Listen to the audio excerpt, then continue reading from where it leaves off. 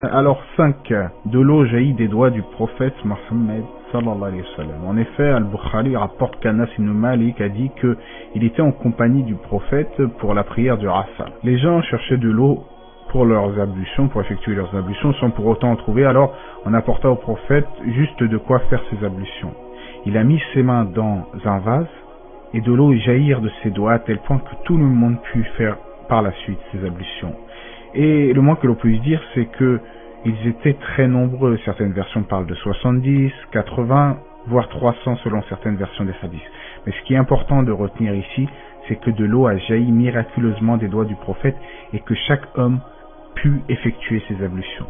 C'est ce qu'on appelle un miracle qui par définition est un fait extraordinaire lié à une intervention divine. Pourquoi je précise ça ici? Parce que certains esprits sceptiques des fois rejettent cela en disant que ça s'oppose à la raison. Ça ne s'oppose pas à la raison, ça s'oppose peut-être à ta raison, à toi, mais la raison saine accepte les miracles de Dieu, les miracles qui sont des faits, comme nous l'avons dit, extraordinaires, liés à une intervention divine et qui viennent appuyer justement les messages prophétiques.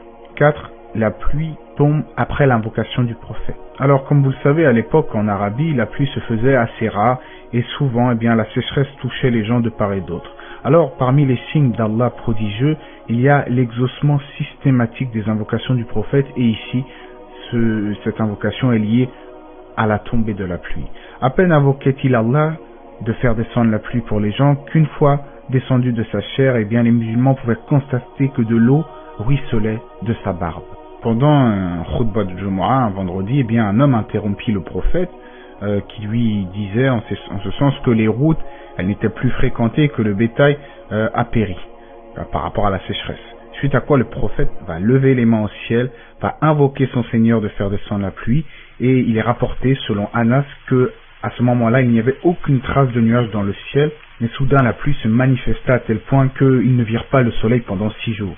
Le vendredi d'après, le vendredi suivant, un homme entra une nouvelle fois dans la mosquée. Anas ensuite dira qu'il ne sait pas s'il s'agissait du même homme que la semaine dernière, du même homme que la semaine dernière, mais bon, ça ce n'est pas forcément important. Donc un homme va encore rentrer dans la mosquée du prophète et cette fois-ci il va dire: nos biens ont péri et les routes ont été coupées, invoque Allah de faire retenir la pluie.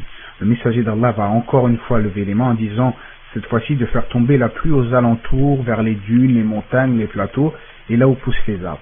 Ainsi la pluie va s'arrêter de tomber sur les gens et les gens vont pouvoir sortir de la mosquée sous un soleil étincelant, sous un soleil luisant. Donc, tel était les miracles du prophète qui, quand il invoquait son Seigneur, par sa miséricorde, son Seigneur exauçait ses invocations.